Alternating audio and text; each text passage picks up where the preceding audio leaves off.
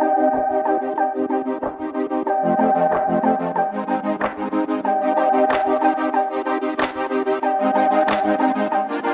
counselor and director of outreach. Okay, so please explain that to me like I'm 10 years old, because I don't know what a pastoral counselor really entails. Yeah. So I didn't know a whole lot about the counseling world before I started this job. I mean, I've been to some counseling, some therapy, but I didn't realize the differences between types of counselors. Essentially, a licensed counselor is going to be clinically trained. They'll have a master's in licensed therapy. They're going to have done some supervision and stuff like that, and that's the clinical route. A pastoral counselor is going to be seminary trained. So both are kind of master's level training, but one is geared more clinical and is going to follow like the DSM protocols. One is seminary trained, and so it's going to be, pastoral counseling is a broad umbrella. You could have people that do, even within the pastoral counseling umbrella, lean more clinical in their approach to counseling. And then you have on the other end of the spectrum, like biblical or nouthetic counseling, which is going to be strictly like, let's look at what the Bible says about this. And then there's a spectrum of all in between that's under pastoral counseling. Also like Christian counseling, that's another kind of umbrella. Really, Christian counseling, you can have licensed counselors under that umbrella too. So it gets confusing. But basically my approach to counseling is more biblical counseling, but we definitely take in some evidence-based and research-based approaches to the way that we counsel. So there's definitely a clinical side to the pastoral. Is that what you're saying? Pastoral, there can be. I would say we're not, because we're not licensed by the state, we're not under the strictures of having to say or not say certain things. So there are definitely benefits to the license side, but there's also restrictions placed on you. So a licensed counselor isn't supposed to bring up Jesus. If the client brings up Jesus, then you're kind of open to talk about Jesus. But we don't have any of those parameters on us as pastoral counselors. There's nothing that's off limits for us to bring up. We can open the Bible with a client and take a look at God's Word together. So I like the freedom that brings, and obviously I believe there's a lot of power in God's Word to be able to address what anybody's going through. So like, tell me again, from my understanding, like on the clinical side, basically if you're saying if I was looking for a counselor, what clinically versus pastoral, Christian, whatever it is, what's the main, I know the religious side, but are pastoral counselors clinically trained too, or is it two different completely sets?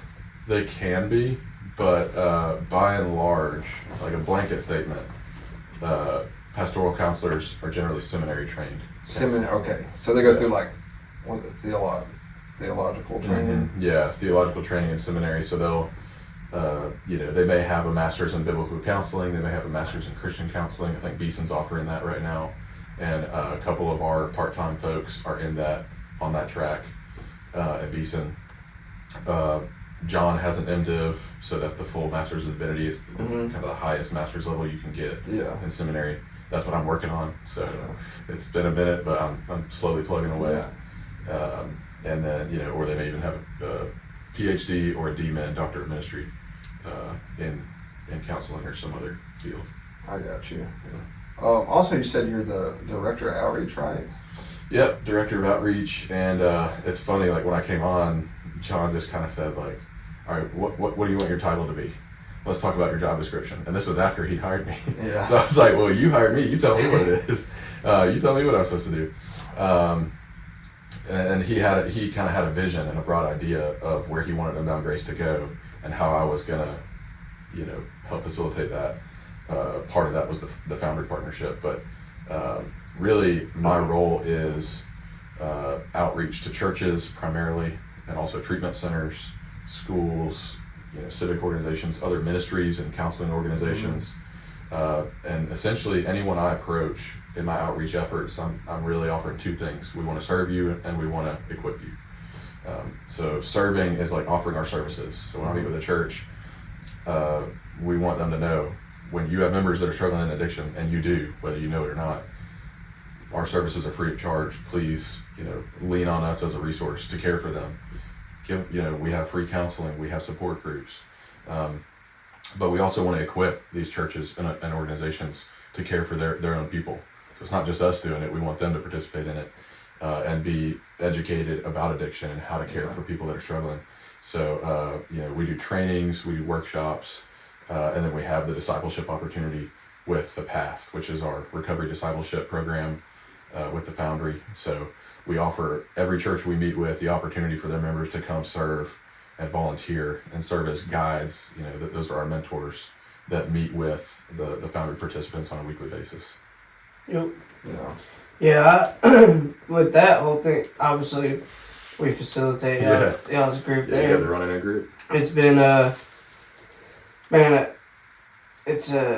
we've talked about, when we talk about this whole thing, it's, me and Chris always talk about how can we give back more. Obviously, we have the podcast, and, the Foundry did, it helped us in more ways than I can say. So it's like, how do we get back in? And then all of a sudden, kind of God brought us all together. We met John, and we went to that gala last year. Yeah. And then so met y'all and stuff. So and then now the relationship just keeps going forward. Yeah. And it's cool being able to meet with those guys every week, because it sets us back down to where we were a year ago. And, because we've got a lot of stuff going on, man, and you tend to forget, especially in addiction, you start getting comfortable or things like that. And I always say that I have to remember my past. Yeah. To where I'm going now. And it's like, how we explain to these guys, man, they're sitting there, they're like, they do a daily routine every day, it's the same thing over and over. And we've gotten good reports from them, just because a lot of the guys, like, this Wednesday, a few of them came in and was like, man, we thoroughly look forward to this. Mm-hmm. And so, like, they're elective or whatever, man. It's really cool hearing that, because, we had one guy, he had just phased out, but he's like, man, we do so much every day, but he's like, nobody really asked us how our week was, how our day was, how so, like, us to get to come in and give them something different, that's what we wanted, and so I think a lot of the guys are going unbound grace route just because of that, I mean, it's not that they don't want the discipleship and stuff like that, but it's actually the cool part of people. You get to show them that there's people out there that really do care and want the best for you, and they give you advice and want to see you succeed. That's what really people in addiction want, because we forget about that about ourselves, because we've drowned ourselves, we've made ourselves obsolete in life, just because of drugs and alcohol. So, it's the cool part of showing God, and and the love of God, and then the love of people, which is the most important thing. So I don't know, man. It's putting a lot of perspective in my mind again. Not that I didn't forget about it, but it's cool. It's like, and we're part of the group. It's how we all sit around. It's not like up front, center attention, we're better than you. It's not at all. We clarify that every week, man. Like, we know how you feel. It's not, we don't walk in your shoes. We never will. But we know where you're at. Yeah, it's powerful. It is. I think it's powerful. I mean, you guys know how powerful it is for them to say they look forward to that. Because there's so many things in their day that are monotonous, repetitive. There's so many people coming in and out. Yeah. It's been a blessing for me, I can tell you that, man. Yeah. But I want to ask you, so are you in recovery yourself? I am. Yeah. Yeah. Yeah. You mind talking about that a little bit? Yeah, absolutely. So, my addiction journey, adventures kicked off in 2010. I went to Auburn, and as a freshman, started off pretty well, like doing good in school, like keeping my nose clean. I was visiting different churches. I was involved in a campus ministry. Like I feel like I was growing in my relationship with God. But at the same time, I had buddies that were kind of experimenting with marijuana and asking me to try it. And I was like, nah, I'm not gonna try that. I know that's wrong. I shouldn't do that. But this was around the time that Spice had just come out. And so my objection to marijuana had been, well, that's illegal. I know I shouldn't do it. That was black and white for me. It's wrong. But they were like, hey, we bought this at a store. This isn't illegal.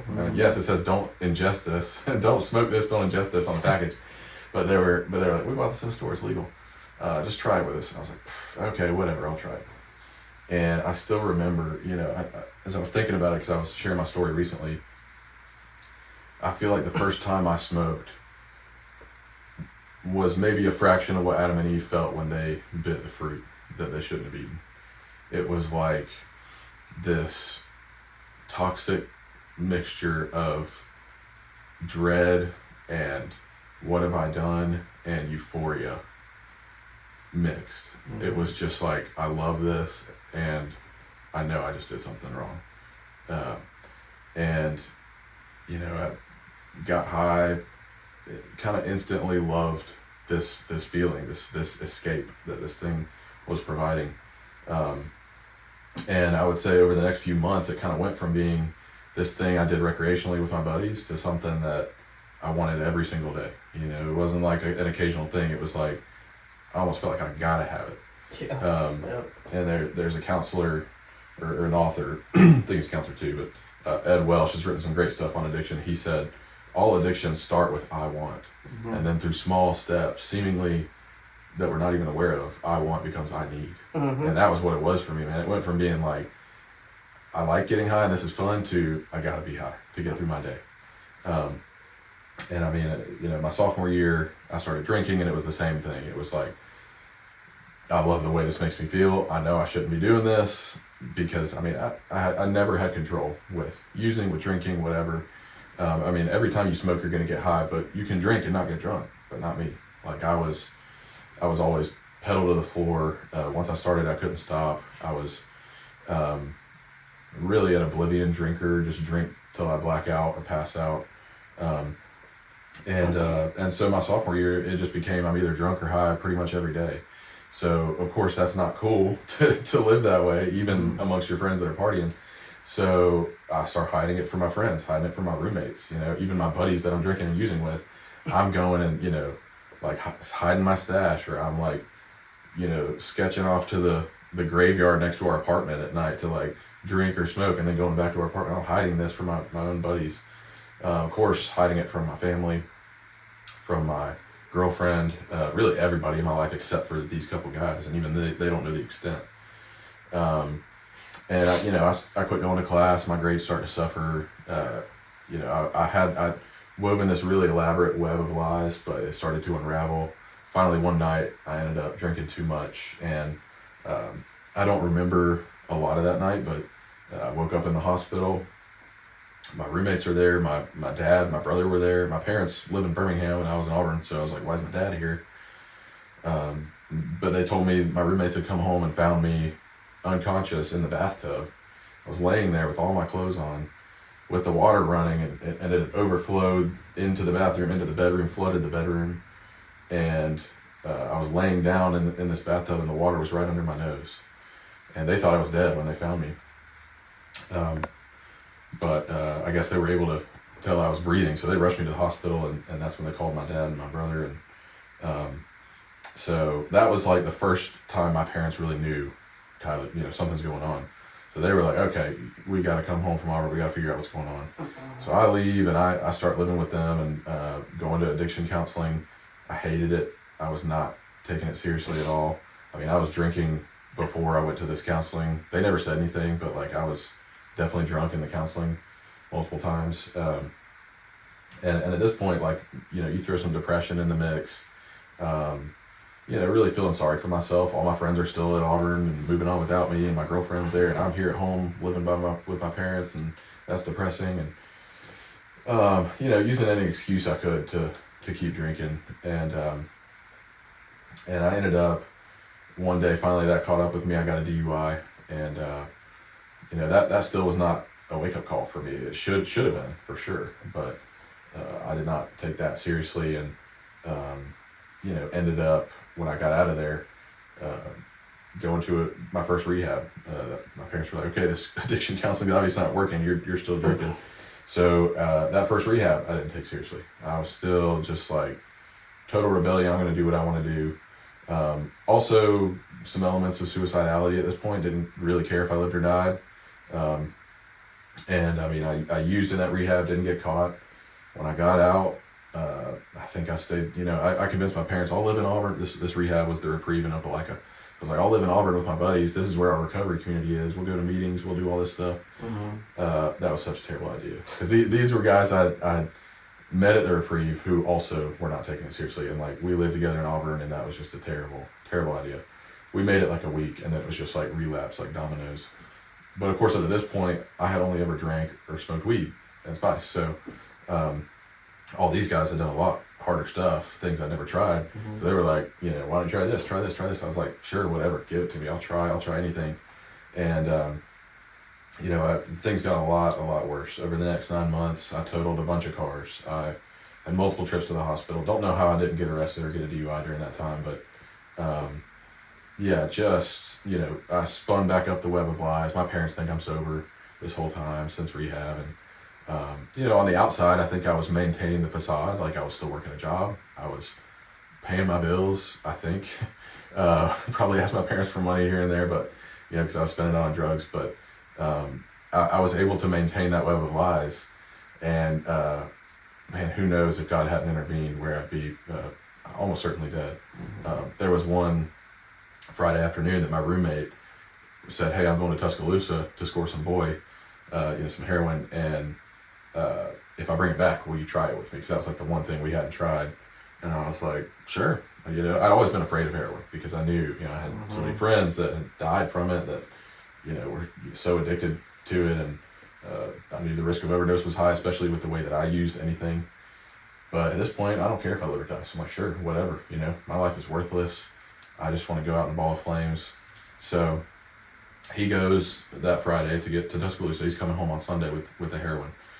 Well, that Friday night, my dad just showed up at my door unannounced. And I'm convinced that God sent my dad that night. And that if he hadn't showed up, that I would be dead. Because he shows up and he's just like, hey, we know you say you've been sober, but we know something's going on. What's going on? And I drove here straight from work. I'm not leaving until I get the truth. And honestly, I was kind of benzoed out when he was talking to me. So that was like the truth serum. I was just like, here's what's been going on. I told him everything. I broke down. And it was really like God giving me brokenness. Like, we talk about the gift of desperation. That's really what it was. Realizing, I had known I was an addict for a long time at this point. I'd known I had a problem. I just didn't care to do anything about it. And I also felt powerless to do anything about it. But at this point, I just thought, I can't do this anymore. God allowed all these warning signs, all these like roadblocks that I'd blown right through to beat me down to the point that when my dad showed up at my door, I was ready to surrender. So I did, and I ended up going to a long-term treatment place, which was what I needed in Georgia. And it was just a halfway house. It wasn't super locked down, but it was just nothing special about the place per se. It was just, that's where God intervened. And I did get sober, stayed up there a little over a year. And then when I felt confident I could stay sober in a college setting because I wanted to finish my degree, I came back to Auburn, stayed sober several years, and did well in school, and felt like, okay, I've got the second lease on life. I don't want to waste this. I went from being a chronically dishonest person, just a straight up liar, to rigorously honest because I knew I had to be. And all that said, I would say I just checked the sober box. Like, that was all I was concerned about. Like, I hadn't, I was still very much living for myself and very much like not trying to really walk with God at all. Although I presented that on the outside that I was, but I met my wife. We started dating, and we ended up graduating, getting married in September of 2017, and joined a good church. And again, putting on this great front on the outside that like we're super plugged into the church, we're serving, we're doing all this stuff, but like on the inside, I'm still just I'm only concerned with checking that one box, sobriety, because I don't want to ruin my life again. And I ended up a few months into our marriage relapsing, started drinking again, and man, it just started the whole cycle over again. It was like I can't seem to stop drinking. And I did all the things that had worked before to get me sober and to stay sober. I couldn't. I mean, I could make it a week, maybe 2, and then I'd go on a bender, and it was bad. I mean, my wife had never seen me drink before. I've been sober the whole time she'd known me. So it was eye-opening for her in a really bad way. And for her to see this guy that she thought was like going to give her safety and going to protect her, now she can't protect herself from me because I'm breaking my word. I'm saying I'm not going to drink it. Okay, this is the last day. I won't drink tomorrow, and then I drink tomorrow. She just didn't know who I was anymore, and it was a dramatic 3 months, but it just became apparent I was going to need to go back to treatment. I couldn't stop without it, so I ended up going back to treatment. And this time again, nothing special about the place, but that's where God intervened. And I would say, yes, He intervened and gave me sobriety again, but man, this is where He performed the biggest miracle in my life, which was He pulled me back to Himself. I like to say anyone can lock someone in a room and they'll get sober, but only God can turn somebody's heart. Only God can do that. And that's what He did. I mean, I had a total paradigm shift of realizing I was using God as a means to an end to get sobriety. I'll pull Him out at this step here and this step there when I need Him. He's a tool in my tool belt because I just got to stay sober so I can, have the job, the wife, the house, whatever. We didn't have a house at that point, but I was hoping for it. It's just a total paradigm shift of like, you know what? He is the prize. Like He is the highest goal that I could ever attain. Not the good gifts He gives, although those are awesome. I just want Him. I just want Jesus. And he just really broke me. And it was right around that time that I was having that paradigm shift in treatment that my brother reached out to John Stakely, who they were friends together at Beeson and seminary, and John had just founded Unbound Grace. And my brother said, hey, Tyler's in rehab. Would you reach out to him and help him? So John drove out there and met with me, and he basically pitched Unbound Grace as the paradigm shift I was having. He's like, our ministry philosophy is sobriety's great. We want that for everyone we serve, but ultimately that's too low of a bar to aim for. We want, what does it profit a man if he gains all the sobriety in the world but loses his soul? Mm-hmm. Ultimately, there's so much more that we can have than just not putting in. The joy, the peace of abiding in the true vine, of walking with Jesus, of knowing Him and being known by Him, experiencing His love for us. It was eye-opening, and that's what I wanted.